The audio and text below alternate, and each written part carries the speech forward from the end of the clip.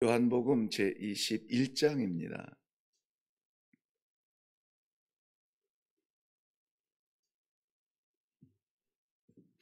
요한복음 제21장 1절에서 14절까지 말씀 보겠습니다.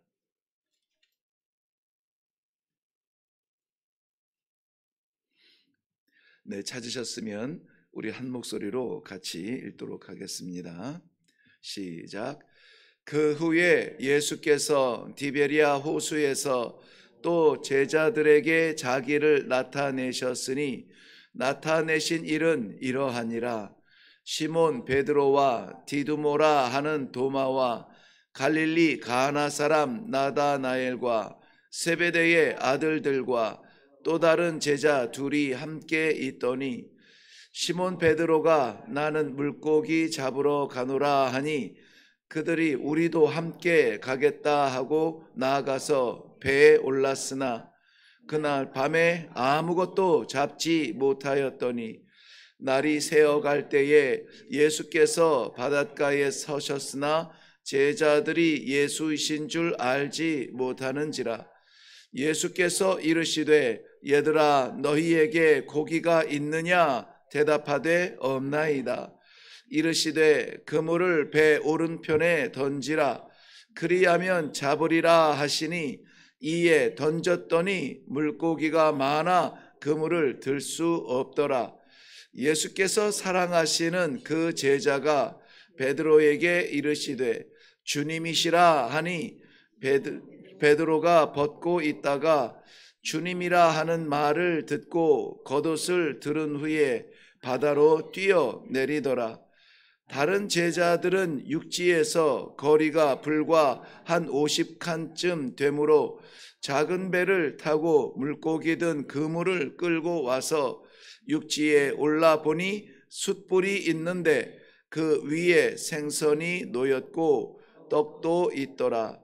예수께서 이르시되 지금 잡은 생선을 좀 가져오라 하시니 시몬 베드로가 올라가서 그물을 육지에 끌어올리니 가득히 찬 큰 물고기가 153마리라. 이같이 많으나 그물이 찢어지지 아니하였더라. 예수께서 이르시되 와서 조반을 먹으라 하시니 제자들이 주님이신 줄 아는 고로 당신이 누구냐 감히 묻는 자가 없더라.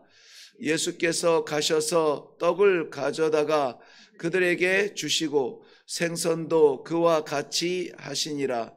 이것은 예수께서 죽은 자 가운데서 살아나신 후에 세 번째로 제자들에게 나타나신 것이라. 아멘. 우리 같이 기도하겠습니다. 오늘도 우리의 삶 가운데 우리를 던져놓지 아니하시고 함께 하시며 우리의 열매가 아니라 아버지 말씀의 열매를 거둘 수 있도록 귀한 생명의 말씀으로 이 아침을 열어주시니 감사합니다. 사랑하는 주의 백성들, 부활의 주님 함께 살아가는 이 시대에 확실한 믿음으로 오늘 살아가게 하여 주시옵시고 아버지 기뻐하시는 열매 많이 맺혀드리는 귀한 성도들의 삶이 되도록 은혜를 베풀어 주시옵소서. 이 시간에도 함께하여 주실 줄로 믿사옵고 예수님 이름으로 기도하옵나이다. 아멘.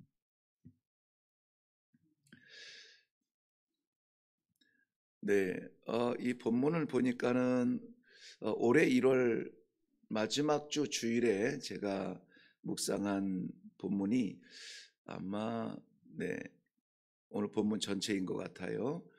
그래도 이 새벽에는 다른 우리 그 큐티인의 그 가이드를 중심으로 해서 말씀을 좀 묵상을 했습니다. 성도는 어쨌든지 간에 우연이라는 말을 잘 사용하지 않아요. 우연의 일치다 이렇게 말하는 습관을 좀 절제를 하고 하지 말아야 되는 것이 우연의 일치가 아니라 우리는 순간도 놓지 아니하시고 나를 나보다 더 잘 아시는 아버지께서 머리끝부터 발끝까지 간섭하시고 그리고 섭리해 주셔서 하나님께서 인도하신 그러한 삶이다. 그러한 현장이다. 이렇게 믿는 것입니다. 그래서 심지어는 우리는 세상 사람들도 너무나 확실한 그런 만남을 우리 만남은 인연이 아니야? 우연이 아니야? 예, 그렇게 얘기하는데 우리 하나님 믿는 사람도 세상 사람들의 확실한 것보다는 더 분명한 게 있어야 되지 않아요? 그래서 우리는 사람을 만나도 어떻게 이런 인연이 있지? 이렇게 말하다가도 깜짝 놀라서 하나님께서 만나게 하셨구나. 하나님께서 뜻이 계시어서 이렇게 만날 수 있도록 기회를 주셨구나 하는 그러한 신연을 주장하고 그렇게 믿고 뭐 교리적인 문제는 아니에요. 그냥 믿음의 문제고 저는 개인적으로 그래서 신연이라는 말을 좀 자주 사용을 하는 편입니다. 오늘 본문에서 제자들은 갈릴리에 올라가 있는데요.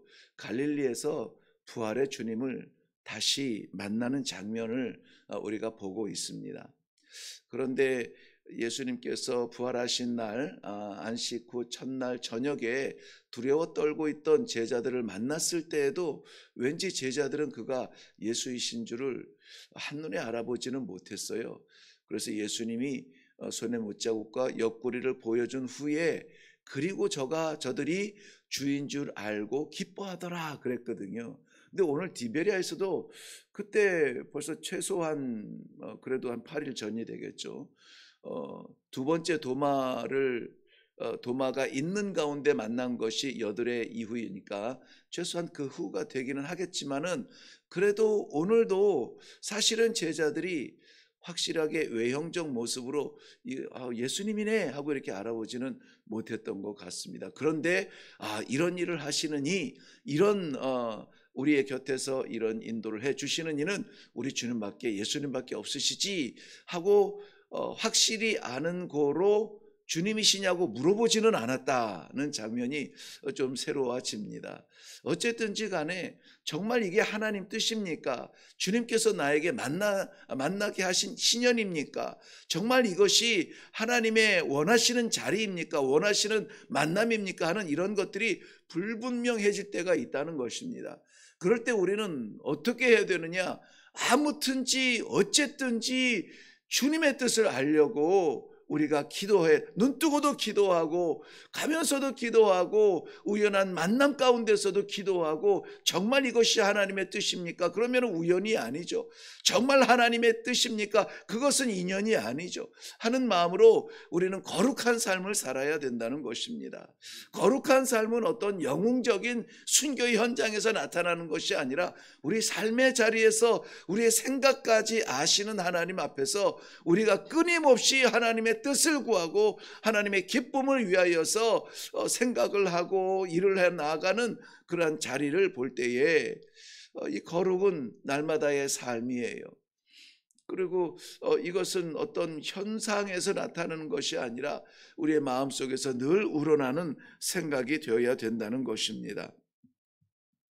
오늘 이 디베리아라고 부르는 이 갈릴리에 올라와 있는 이 제자들이 해야 될 일이 있었습니다.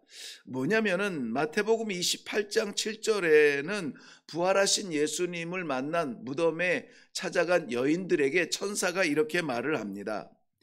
빨리 제자들에게 이르되 그가 죽은 자 가운데서 살아나셨다. 이거를 빨리 이야기해야 돼요. 그리고 그 다음에 뭐라고 하냐면은 너희보다 먼저 갈릴리로 가시나니 거기서 너희가 배우리라 그랬거든요.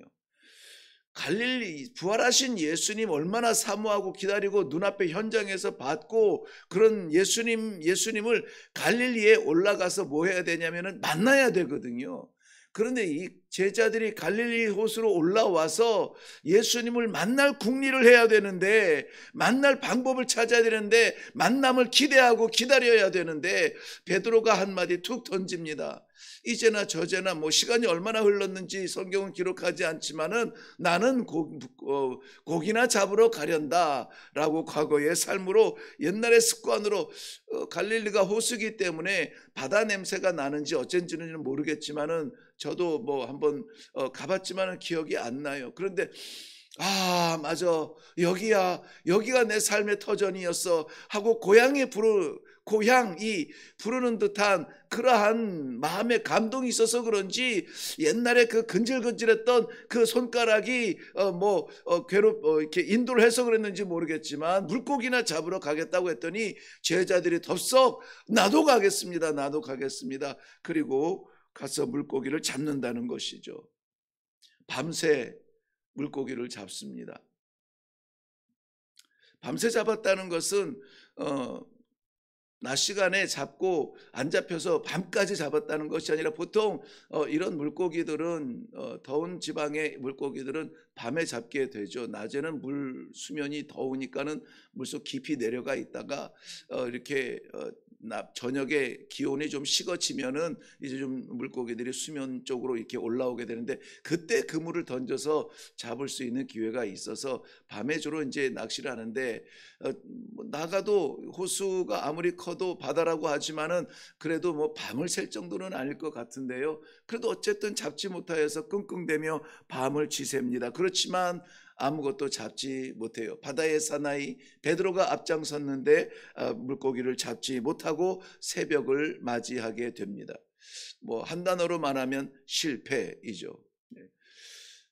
우리 삶의 현장에서 예수 없이 몸부림치며 우리가 할 수 있는 것에 매여 달리다가 애쓰고 수고하지만은, 그러나 예수 없이 되어지는 일은 결국은 남는 것이 아니라 우리 손에서 남을 수 있는 것이 없습니다. 오늘 주님께서는 낙심하는 제자들에게 이렇게 말씀하십니다. 배 오른편에 그물을 던져라. 배 오른편에 그물을 던져라. 순종하여 던졌더니 153마리의 물고기를 낚게 됩니다. 이러한 비슷한 이야기가 누가복음 5장에 나오는데요. 이때도 역시 밤새 고기를 잡지 못하고 새벽에 무태 올라와서 그물을 씻는 이 베드로에게 깊은 데로 가서 그물을 던져라 라고 말하죠. 깊은 데는 사실 낚시하는 데지 그물을 내리는 데는 아닌데요. 그래도 깊은 데로 가서 그물을 내리라. 내가 밤새 시도했지만은 잡지 못했습니다. 그런데 당신이 말씀하시니까, 그때는 아직 주님을 따르기 전인데요. 당신이 말씀하시니까 내가 당신 말에 순종하여 한 번 더 나아가 보겠습니다. 그래서 내렸더니 정말 그때는, 오늘은 희한하게 153마리나 낚았는데 그물이 찢어지지 않았거든요. 그때는 그물이 찢어지더라 그랬습니다. 그물이 찢어지도록, 그래서 주변에 있는 그 동료들을 다시 불러서 그렇게 도움을 받아야 할 만큼 물고기를 잡았던 기억이 있습니다. 이 두 현장에서의 공통점이 모두 다 낯선 사람이었지만은, 그러나 주님의 말씀에 권위 앞에 순종하였다는 것이죠. 오른편에 던지라 해서 던졌습니다. 깊은 곳에 가서 던지라 해서 던졌습니다. 그랬더니 그 말씀에 순종하였더니 이렇게 많은 것을 거둘 수가 있었다라는 것이 오늘 본문의 내용에 우리가 잘 아는 내용입니다.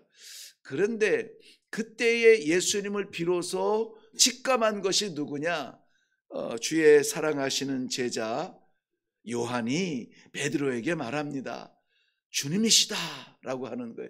그 눈에 보여서가 아니라 한 100m 정도 거리, 90m라고 이제 측량에서는 기록이 되어 있지만은 90m, 100m, 우리 육감적으로 100m 정도의 거리를 알 수 있잖아요.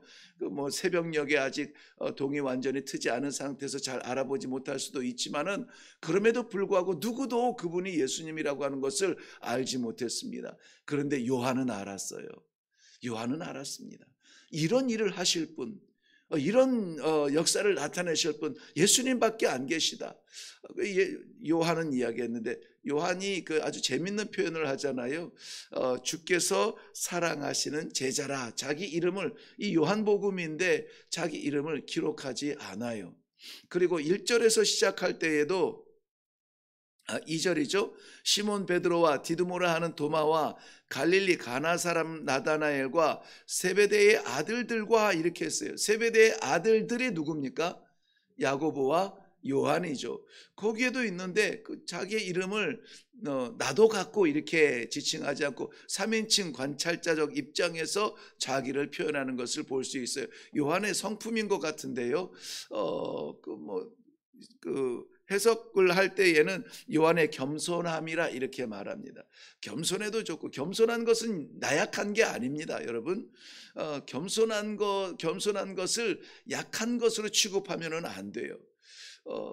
겸손해서 사람들이 나를 무시하고 사람들이 나를 짓밟을 수 있지만은 괜찮습니다. 세상에서 밟히고 하나님 앞에서 우뚝 서면은 되는 거예요.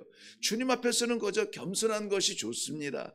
이 요한 같은 경우에도 주께서 사랑하시는 제자라고 표현했으나 그것은 자기가 예수님을 안 거예요. 어떻게 압니까? 늘 예수님 곁에 있었습니다. 예수님의 품에 있었고, 식사할 때도 예수님의 품 안에서 이렇게 길에서 식사를 하니까 가장 가까운 데에서 누우려고 했고, 예수님의 곁에 있었고, 그리고 이제 내일 우리 최희동 선교사님이 마지막 이 요한복음을 결론 내리겠지만은 베드로도 그러거든요. 이 사람은 어떻게 되겠습니까? 라고 이렇게 늘 예수님 곁에 있는 것을 제자들도 알아요. 그래서 저 사람은 예수님 곁에 있어. 항상 예수님 곁에 있어. 그럼 뭐 예수님의 마음을 알고 싶을 때도 아마 물어봤을 것 같은 그러한 사람이에요. 여러분, 이것은 부끄러움이 아니에요. 나약함이 아닙니다. 늘 예수님과 함께 하시려고, 늘 예수님의 말씀에 긴장하려고, 뭐라고 말씀하시나, 무슨 뜻인가, 눈동자는 어떠신가, 이럴 때는 어떤 행동을 하시나, 이럴 때는 어떤 말씀을 하실까, 예수님께 민감하고 예민한 그러한 성도들이 되기를 바랍니다. 뭐 일주일 살면서 예수님은 계시는지 안 계시는지 그냥 세상에 뭐 바쁜 일, 급한 일, 나 좋아하는 일 때문에 막 정신없이 살다가 올라와서 예배드리려고 하면 물론 하나님께서 예배하신 은혜를 주시겠지만은 늘 주님과 함께 동행하려고 하는, 우리 주의 마음을 닮아가려고 하는, 주의 길을 걸어가려고 애쓰려고 하는 사람과 예배가 같을 수가 없어요. 그러지 않겠습니까? 오늘도 그 배에서 7명의 제자들이 오른편에 던지라, 누군지 잘 보이지도 않는데, 누군지 알지도 못하겠는데 정말 오른편에 던졌더니 그 왕고지 베드로도 순종해서 던졌더니 물고기가 그물에 가득 찼다는 거예요. 가득 찼다는 거예요. 아무도 말하지 못합니다. 그런데 요한은 알아요. 늘 주님 곁에, 늘 주님의 사랑을 받던 그러한 제자라고 표현을 하고 있어요. 여러분, 주님과 여러분의 관계가 어떻습니까? 나는 주님을 사랑한다 말을 할 수 있지만 주님이 나를 사랑한다, 주님이 나를 사랑한다 이렇게 고백할 자신이 있습니까? 그런 사람이 되어야 돼요. 내가 사랑하는 것은 내가 연약할 때에, 내가 괴롭고 내가 힘들 때에 잊어버릴 수가 있어요. 주님이 나를 사랑해야, 주님이 나를 붙드셔야, 주님이 내게 말씀하셔야 그것이 흔들리지 않는 사랑이요, 변함없는 그러한 살 길이라고 하는 것을 사랑하는 성도 여러분 아시기 바랍니다. 내가 주님을 사랑합니다. 아름다운 고백입니다.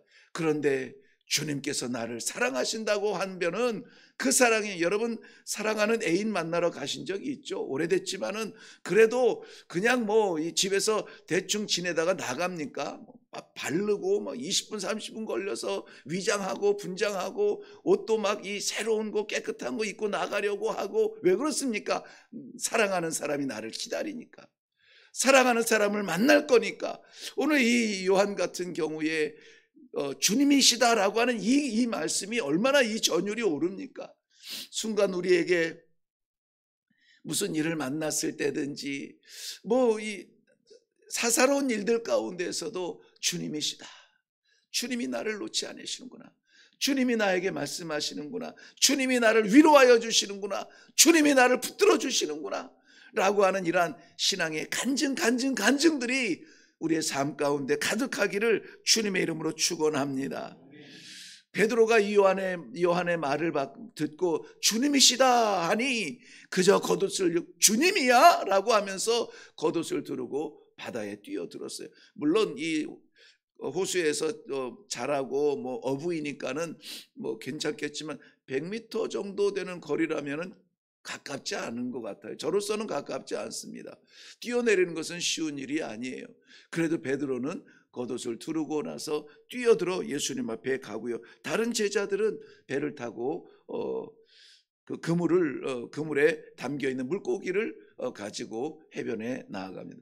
해변에 나아갔더니 숯불이 모닥불이 타고 있는데요. 거기에 생선이 걸쳐져 있습니다. 물론 떡과 생선은 이 갈릴리 주변의 사람들에게는 일상적인 그런 식사일 수는 있습니다. 그런데 거기에 떡과 생선이 놓여 있는 이 모습을 보면은 뭐 예수님께서 뭐 오병이어라든지 떡과 물고기가 함께했던 그러한 현장들, 장면들을 떠올릴 수가 있을 것입니다. 예수님께서는 그것을 제자들을 위해서 준비하셨어요. 애쓰고 수고한 제자들이 돌아왔을 때에 먹을 수 있도록 떡과 고기를 숯불 가운데 준비했습니다. 너무 아이러니한 조합이라고 생각이 되는데 좀 이것이 좀 지나친 해석이 될지는 모르겠지만은 베드로는 이 모닥불을 보면서 떠오르는 배신의 현장이 생각이 났을 것이고요. 제자들은 오병이어의 기적들이 생각이 났을 것인데 그럼에도 불구하고 예수님은 제자들을 위하여서 이 아침 조반을 준비해 주십니다. 이 공동체, 따뜻한 가족 공동체이죠. 식사를 같이 나누는 이 가족 공동체로 우리 주님께서는 다시 불러주시는 그러한 자리예요. 우리가 갈릴리에서 예수님을 만나야만 하는 그 사명이 있음에도 불구하고 잊어버리고 고기나 잡으러 그 갈릴리 호수에서 밤을 새웠으나 예수님은 그 제자들을 다시 불러주시는 것입니다. 바다에 노련한 베드로도 실패했지만 주님은 외면하지 아니하시고 다시 식탁의 공동체 안에 가족 공동체로 불러주시고 이제 내일 잘 결론을 내려주시겠지만은 사람 낚는 어부가 되라고 예수님께서 사명을 주신 자리가 어디냐? 바로 그 자리예요. 바로 그 자리입니다. 그러므로 오늘 이 하루를 보낼 때에 우리 주님께서 삶의 자리자리마다 우리 앞에 보이고 생각나고 기억나서 주님이시다. 주님이시다. 이 어려운 때에 내가 누구를 찾지? 우리 주님의 마음에 생각이 나시거든. 주님이시다 라고 하는 이 고백이 우리 모든 성도들, 기도의 동역자들 늘 주님을 사랑하면서 주님께 사랑받는 우리 모두에게 있기를, 나타나기를, 그리하여서 간증거리가 되기를 주님의 이름으로 축원합니다. 기도하겠습니다. 살아계신 아버지, 은혜를 감사합니다. 정신없이 살아가는 우리의 삶을 그냥 우리의 수고와 노력 가운데 놓지 아니하시고 현장마다 간섭해 주시고 인도해 주시고 붙들어 주시고 주님이 아니면은 안 됩니다. 우리 주님께서 나를 인도해 주셨습니다. 주님께서 나를 살려 주셨습니다. 주님께서 이렇게 기도의 공동체 안에 거하게 하셨습니다. 말씀 안에 거하게 하셨습니다. 이렇게 주님의 인도하심을 확실한 믿음으로 믿고 순종하며 나아갈 수 있도록 불러주시니 감사합니다. 오늘도 아버지, 우리가 세상에서 지내는 이 삶이 주님 없는 우리만의 자리가 아니라 주님께서 인도하여 주시는 우리 귀한 성도들의 삶이 될 수 있도록 축복하여 주시옵소서. 감사드립니다. 예수님의 이름으로 기도하옵나이다. 아멘. 아멘. 네, 잔뼈가 굵은 바닷가에서 베드로가 밤을 샜지만은 실패의 현장, 모르겠습니다. 뭐 될 때도 있고 안 될 때도 있죠. 그런데 성경에서는 베드로의 그 갈릴리 바다에서의 두 번의 실패가 모두 주님 때문에 회복이 됩니다. 우리의 실패와 우리의 공허함이 다른 것으로 채워지지는 않습니다. 주님을 알고 주님을 만나고 주님 말씀에 순종할 때에 우리는 채워질 수가 있다라고 하는 그 어떤 믿음의 질서를 보여주는 듯합니다. 그래서 사랑하는 성도 여러분, 오늘도 이 말씀이 뭐 입술로 뭐 요한처럼 주님이시다 이렇게 말하지는 못했을지라도 우리 심령 가운데 주님이시구나, 주님이시네요, 주님 감사합니다, 주님이 하십니다, 주님께서 인도하셨습니다 라고 하는 이러한 주님과의 만남과 발견들이 우리 삶에서 오늘 많이 나오기를 바랍니다. 그것으로 가득 채워지기를 바랍니다.